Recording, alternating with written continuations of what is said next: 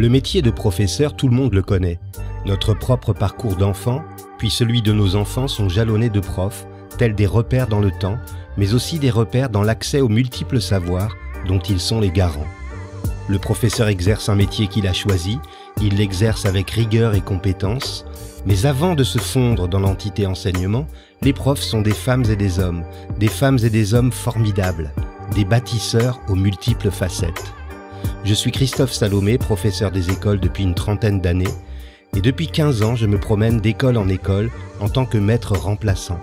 Je découvre régulièrement des personnes qui ont des choses à raconter, des personnes qui font, des personnes qui ne sont pas juste des enseignants, des profs, etc. Dans ce podcast, je leur donne la parole. Qu'est-ce qui leur a donné le désir d'enseigner? Quelles sont leurs valeurs, leurs passions, leurs attentes? Qu'ont-ils envie de partager? Prof, etc. Nicolas Olivier est né à Bordeaux. Lorsqu'il avait 6 ans, il hésitait entre devenir footballeur ou musicien professionnel. Et puis la seule chose dont il avait la certitude, c'était qu'il ne voulait pas devenir professeur d'éducation musicale au collège. Et aujourd'hui, contre toute attente, il est professeur d'éducation musicale et parallèlement formateur numérique à Toulouse. C'est un jour de rentrée, en se retrouvant devant ses élèves, qu'il a pris conscience qu'il avait fait le bon choix. Nicolas est un passionné et sa passion, il la partage dans son blog edmustech.fr et sur ses chaînes YouTube. Tout le monde peut faire de la musique et la chaîne Nicolas Olivier. Il se met en scène avec beaucoup d'énergie et toujours un petit grain de folie qui nous donne envie d'y revenir. Les thèmes et les sujets qu'il aborde sont très variés et ont souvent un rapport avec la musique, mais pas que. Son ambition, c'est entre autres de nous convaincre que nous aussi, nous sommes des musiciens sans le savoir. Nicolas Olivier, bonjour. Bonjour. Ou plutôt, il faut que je dise bonjour. Pardon. Si vous deviez m'offrir un album de musique incontournable, l'album qu'il est vraiment indispensable de posséder, ce serait quoi? Alors, je dirais un album de jazz qui s'appelle Kind of Blue, de Miles Davis en 1959, qui est sous le nom de Miles, en fait, tout simplement, avec un effectif absolument extraordinaire, et voilà, qui représente une période très particulière de l'histoire du jazz, puisque c'est un mouvement très très court finalement dans l'histoire du jazz, mais voilà, qui est à la fois très profond, très calme et reposant, très sensible, beaucoup d'improvisation, beaucoup d'arrangements. Voilà, c'est souvent un exemple que je prends pour parler de jazz, que ce soit dans mes cours ou que ce soit ailleurs, parce que on a vraiment une sorte de synthèse de tout ce qui s'est fait un peu avant et en même temps une musique qui peut être écoutée en fond ou qui peut être écoutée savamment et que l'on a tous en tant que musiciens de jazz étudié de façon approfondie pour repiquer tous les riffs, tous les bouts d'improvisation qui s'y trouvaient. Merci beaucoup, j'ai de quoi me mettre autour des oreilles ce soir au coin du feu, c'est super, merci. Prof, etc. Quel regard portez-vous sur votre enfance, Nicolas? Alors oui, j'attendais cette question, parce que je sais pas y répondre. En fait, je pense que j'ai fait une sorte de déni conscient ou inconscient et j'ai tendance à oublier en fait. Et donc parfois j'ai des fulgurances où je me rappelle d'événements quand on peut en évoquer en famille ou quand on évoque des situations auxquelles moi-même je peux me rattacher. Mais c'est vrai que j'ai quand même globalement tendance à déjà garder que le meilleur et surtout à regarder ce qui vient et en fait à regarder plutôt devant que regarder plutôt en arrière. Mais donc dans mon souvenir globalement c'est plutôt positif. Je sais que moi j'ai aimé beaucoup et très longtemps, très tard je vais dire dans ma vie, jouer, m'amuser, rigoler et tout ce qui était difficile je l'occultais jusqu'à ce que je sois en fait dans les études et là où je prenne du goût au travail, aussi bien dans l'étude que dans le travail en lui-même, et je me suis découvert en fait une autre personnalité où j'avais vraiment envie d'être très professionnel en fait dans tout ce que je faisais et très perfectionniste, mais quelque chose donc que je ne connaissais pas avant. Donc en fait il y a eu un schisme quoi entre l'avant où je voulais profiter de la vie et le moment où ça a basculé et où là c'est un nouveau Nicolas qui est sorti. Alors ça tombe bien, vous disiez que c'était surtout le positif que vous reteniez. Est-ce que vous avez un meilleur souvenir en tant qu'élève? Alors pareil, la question piège. J'ai essayé d'y réfléchir, hein, mais honnêtement, les seuls qui me viennent en fait ne sont pas des souvenirs d'écoliers ou de collégiens, mais des souvenirs d'étudiants à la fac en fait. C'est à partir de ce moment-là où j'ai fait de la musique et où j'ai compris que en fait ce que j'avais envie de faire depuis le début c'était ça, et que l'école en soi ne m'intéressait pas, mais dès lors qu'on a commencé à étudier la musique et notamment je me rappelle d'un cours du début d'année à la fac sur le Moyen-Âge où je me disais oh là là ça va être très inintéressant, et en fait je me suis passionné immédiatement. Alors j'ai jamais eu de bonnes notes dans ce cours, mais c'était passionnant. Et là, effectivement, toutes mes études à la fac et dans mon école de musique professionnelle que j'ai faite avant la fac, ça n'a été que du bonheur. Donc en fait, mes souvenirs les meilleurs de l'école sont finalement les études supérieures.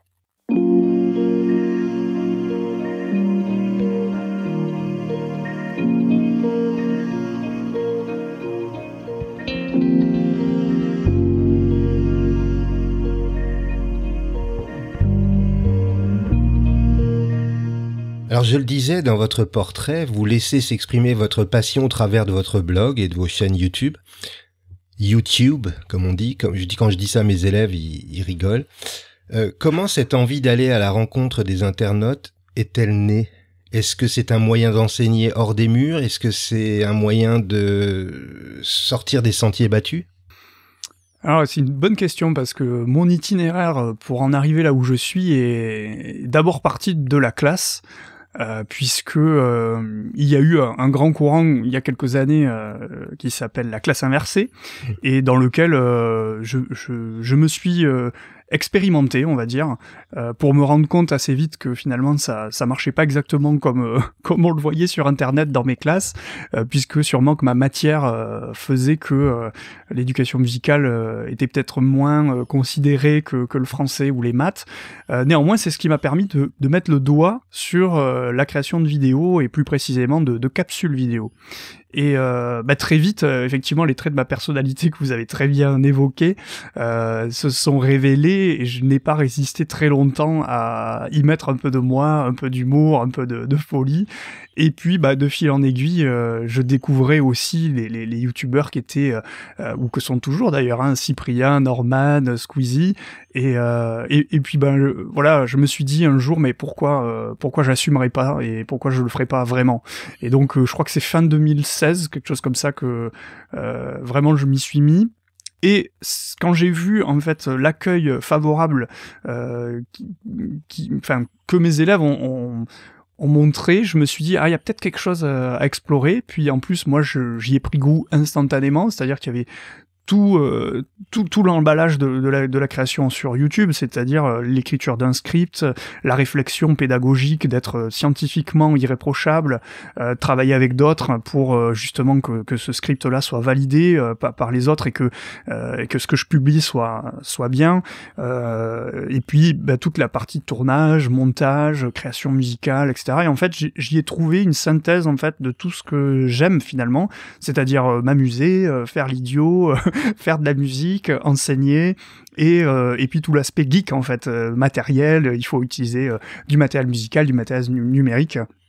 Et donc en fait c'était un mélange entre un besoin qui émergeait de ma classe, parce que en fait transmettre un savoir en tant que prof, on a tendance peut-être à trop parler, à trop dire de choses. Donc là, au travers des capsules vidéo, je pouvais donner je donnais un discours qui était très concis, très clair, très organisé. En même temps, pour les élèves absents, ça permettait d'avoir cette redite, et puis cet outil de remédiation également. Et puis en même temps, il y avait le versant finalement personnel où je m'éclatais à faire ça. Et puis bien sûr, dernier point, ça a créé toute une synergie aussi, puisque moi je me suis mis en réseau donc avec des collègues, soit vidéastes, soit déjà youtubeurs, soit enseignants, et tout ce petit monde, j'oscille entre toutes ces sphères-là pour justement progresser et évoluer. Justement, je crois que vous étiez assez lié avec la chaîne Explique-moi encore, non ? Exactement, voilà, François Lamoureux, ouais. Qui a démarré un peu en même temps que moi, sérieusement sur YouTube, on va dire. Il avait déjà fait des capsules, mais au moment où où il a démarré vraiment, on était effectivement ensemble dans le projet et on travaille encore aujourd'hui ensemble. Alors lui, il a poussé très loin puisqu'il s'est reconverti complètement. Si vous le contactez, si vous parlez avec lui, essayez de le convaincre parce que je lui ai proposé de faire un épisode, mais il est un peu inquiet de revenir en arrière sur son passé de prof. J'y manquerai pas.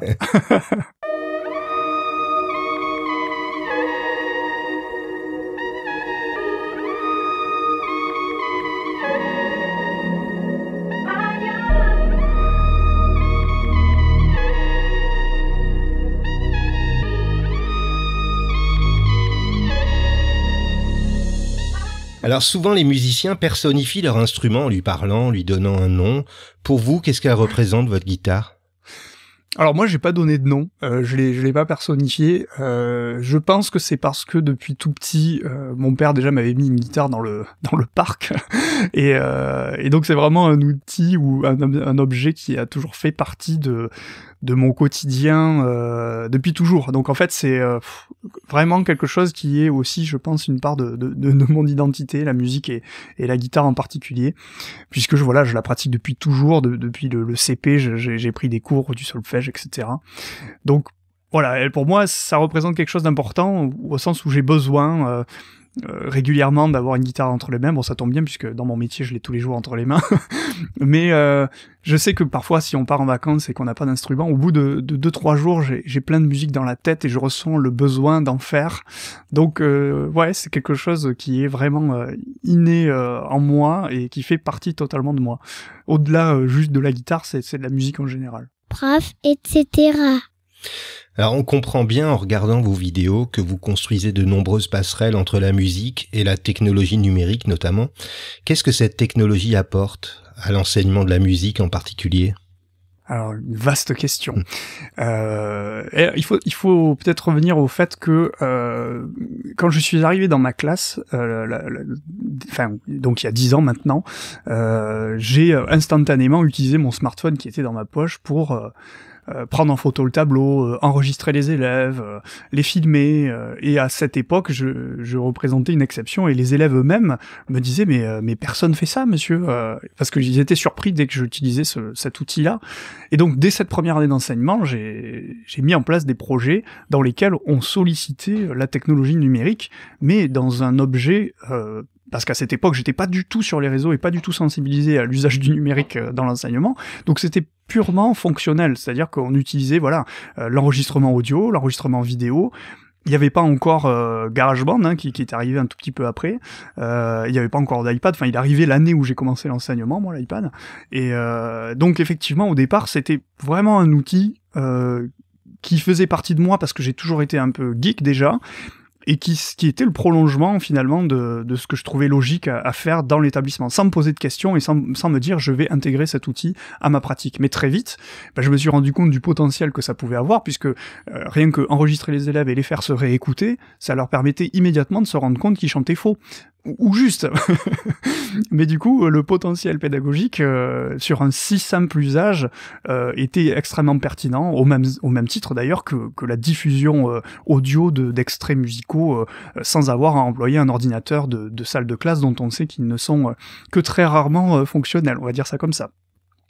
Sans parler des connexions internet, etc. Et puis après, de fil en aiguille, l'iPad est arrivé en classe, et puis d'autres tablettes également, et là, le potentiel c'est vraiment décuplé, puisque notamment en éducation musicale avec l'application GarageBand, on a sous nos doigts pour des élèves de tout âge, parce que je l'utilise aussi quand je fais des interventions pour le premier degré, la possibilité de réellement créer des sons, mais créer de la musique, et c'est vraiment le postulat finalement de mes chaînes YouTube et de mon enseignement, sans avoir donc de compétences musicales, et ou en créant très rapidement avec une chaîne comme tout le monde peut faire de la musique.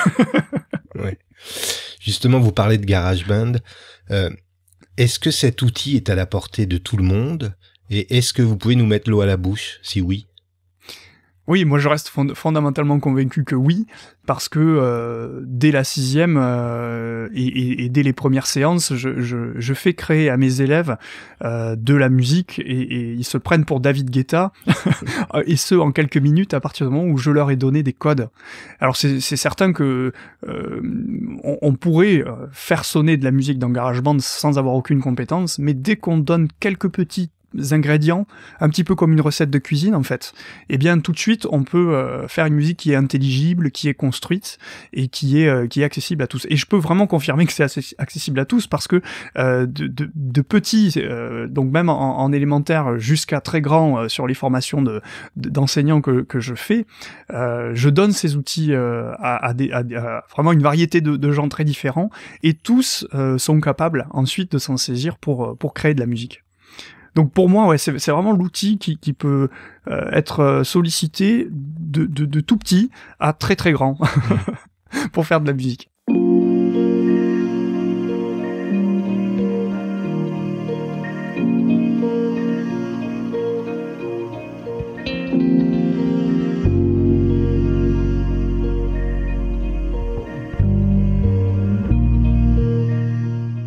Quels conseils donneriez-vous aux parents qui nous écoutent et qui souhaiteraient accompagner leur enfant dans l'apprentissage d'un instrument de musique ?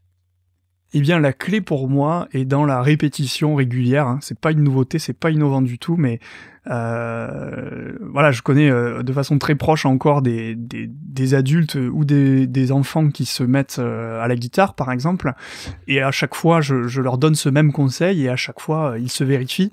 La répétition d'exercices ciblés et surtout la pratique régulière, c'est-à-dire même 5 minutes tous les jours, ou même 3 minutes tous les jours, mais à répéter un petit fragment, un petit bout du morceau qui pose problème, c'est vraiment la clé pour que finalement le cerveau et le corps développe tout simplement les gestes nécessaires à la mise en place de ce morceau ou de cette petite difficulté technique.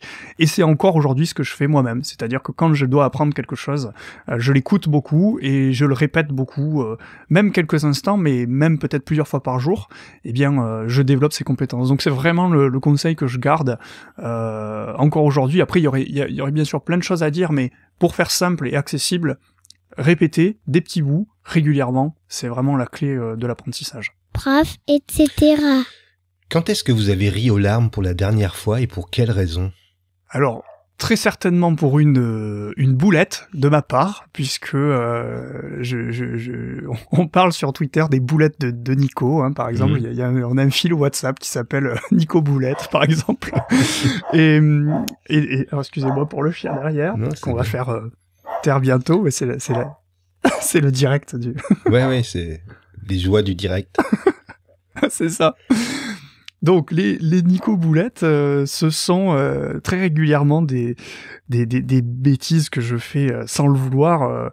Je suis un peu ou beaucoup TDAH, hein, donc trouble de l'attention et hyperactivité, et donc j'ai tendance à, par exemple, rater des avions, rater des trains, m'endormir dans le métro et rater du coup les arrêts, ou bien alors être concentré sur quelque chose et effectivement me rendre compte quand j'arrive au terminus du métro qu'en fait j'ai même pas pris la ligne dans le bon sens, ce genre de choses là.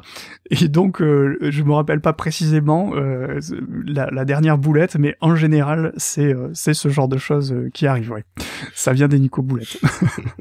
Pouvez-vous me citer un moment préféré de votre journée, qu'il soit professionnel ou plus personnel ?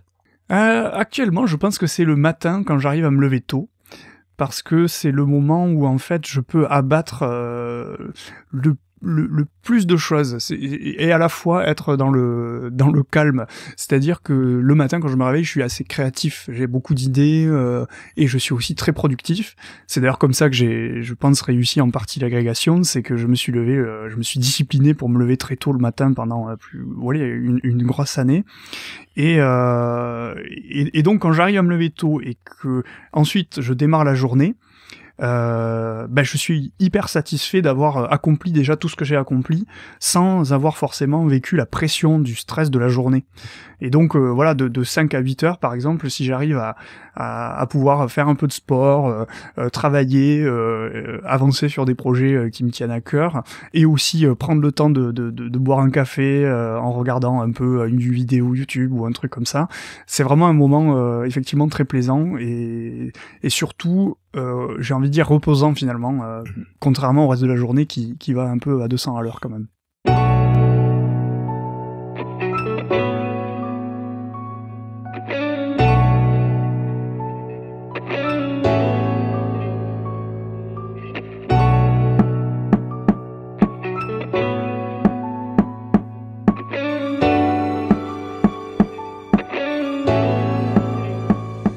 Quelle valeur a aujourd'hui le plus de sens pour vous? Alors ça dépend dans quelle partie de la vie, en termes personnels, professionnels. Choisissez-en un. Alors je vais choisir le professionnel pour pas trop me mouiller personnellement, mais au niveau professionnel, je dirais que c'est la bienveillance aujourd'hui. C'est quelque chose vraiment qui marque ma façon d'enseigner, je crois, et d'essayer de donner une image de l'adulte qui soit positive, qui soit respectueuse, qui soit à l'écoute, qui soit aussi humble en fait, capable de se remettre en question et de reconnaître ses erreurs. Et c'est vraiment quelque chose que j'essaye enfin c'est pas que j'essaye, je le fais, je dis vraiment ça à mes élèves, je dis si à un moment donné il y a une sanction qui arrive ou une note qui est mauvaise ou autre, je suis pas infaillible et je suis prêt à reconnaître mes erreurs, mais simplement voilà, dites-le moi respectueusement, que l'on puisse échanger et je suis prêt à reconnaître mes erreurs. Et souvent c'est quelque chose qu'ils ne comprennent pas de suite, mais dans l'année, lorsqu'on a affaire à des conflits ou à des erreurs de ma part et qu'ils se rendent compte que ce que je dis n'est pas en l'air, je vois que ça les touche et que eux-mêmes vont aller dans ce sens-là.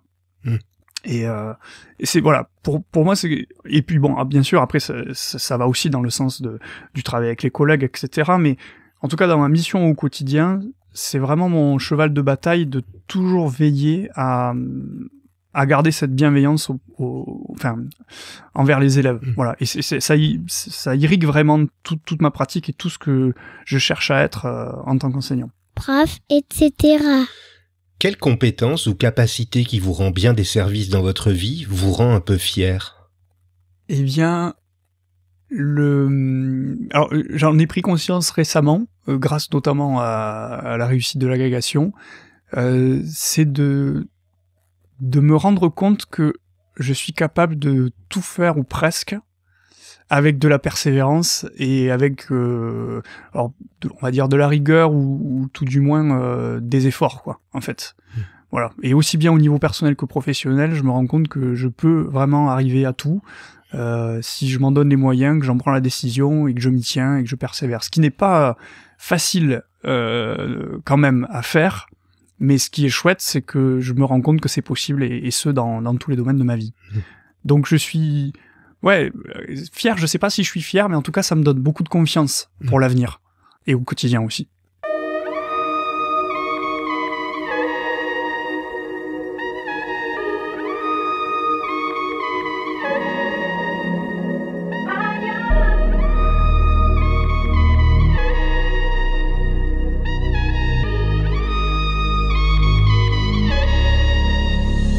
Si vous pouviez vous mettre dans la peau de quelqu'un d'autre, vivant ou mort, pour une journée seulement, vous choisiriez qui? C'est une bonne question, ça. Il va me falloir quelques secondes pour essayer de me concentrer. On a tout notre temps. Je pense que je me mettrais dans la peau de quelqu'un que j'admire. Et que j'aimerais mieux comprendre. Donc, je pense que, paradoxalement, ça pourrait être par exemple mon épouse. Parce que, là, j'ai beaucoup d'admiration pour elle, pour qui elle est, et oui, j'aimerais des fois comprendre, parce que bon, chaque être humain est particulier, on est tous différents, et Et c'est vrai que parfois, on aimerait comprendre l'autre un peu mieux, et peut-être qu'en vivant une journée à sa place, on comprendrait mieux certaines choses. Comment définissez-vous le succès ? Encore une très bonne question. Moi, je dirais que c'est très personnel, parce que pour moi, c'est arriver justement à atteindre ses buts. Sauf que, ce que je me rends compte maintenant, c'est que par exemple, voilà, je reparle de l'agrégation beaucoup. C'était un but que je m'étais fixé. Là, je l'ai presque réussi, parce que j'ai eu l'écrit, il manque encore l'oral. Et je pensais qu'après, ça, comment dire, j'aurais plus forcément de but à atteindre. Je me disais, avec tout ce que j'ai fait, toute l'expérience que j'ai eue dans tous les domaines de ma vie, je pense que j'aurais atteint une sorte de plénitude. Et puis en fait, je me suis rendu compte que non, et qu'il y en a toujours. Donc voilà, c'est pour ça que je dirais que c'est très personnel, parce qu'en fait, je voyais le succès comme un achèvement. Et en fait, je me rends compte, mais ça rejoint finalement beaucoup de gens qui disent ça, c'est que on en veut toujours plus, en fait. Et donc je le vois comme une sorte d'accomplissement, mais hélas, qui ne se termine jamais. Donc c'est très frustrant. On arrive bientôt à la fin de cette conversation. Qu'est-ce que vous souhaitez pour les 2 prochaines années ? Eh bien justement de réussir dans les différents domaines dans lesquels je suis actuellement. Donc c'est effectivement mener ce projet d'agrégation à son terme. Et puis après il y a un autre achèvement, un autre succès qui est au bord. Je ne sais pas quand sortira l'épisode, mais je pense que d'ici là je l'aurai atteint. C'était le palier justement des 10 000 abonnés sur YouTube. Alors là il me manque qu'une centaine d'abonnés au moment où on se parle, mais du coup ça aussi c'est un accomplissement, et je suis curieux de voir ce qui va se passer dans les 2 ans à venir. Est-ce que je vais continuer là-dedans ? Est-ce que je vais avoir un autre objectif ou pas ? En tous les cas, ce que j'espère, c'est qu'effectivement, il y aura une transition, je dirais, en tant qu'homme personnel, où je serai pas justement à la recherche de chiffres comme celui-ci, mais que je vise pour ces 2 ans à venir une évolution à titre personnel, familial, qui soit, voilà, parce que ce soit vraiment mon objectif et que ça puisse prendre vie. On va lancer un appel, abonnez-vous à la chaîne Tout le monde peut faire de la musique, et bien sûr cliquez sur la petite cloche, etc. Vous connaissez ça par cœur. Moi, Nicolas, je vais vous remercier d'avoir accepté mon invitation. Et merci à vous, je suis très touché, et puis il a fallu persévérer pour qu'on trouve un credo. On y arrive toujours. On a réussi. Ouais. En tout cas, je mettrai tous les liens pour vous rejoindre et vous suivre en description de cet épisode. Si vous aimez Prof, etc., n'hésitez pas à vous abonner sur votre plateforme de diffusion préférée, Spotify, Apple Podcasts, Deezer par exemple. C'est fait. N'hésitez pas non plus à m'offrir 5 étoiles sur iTunes, ainsi que vos commentaires, ça m'aide beaucoup. Et si vous avez envie de partager vous aussi votre côté, etc. avec les auditeurs, écrivez-moi sur Twitter ou sur la page Facebook de Prof, etc. À vendredi.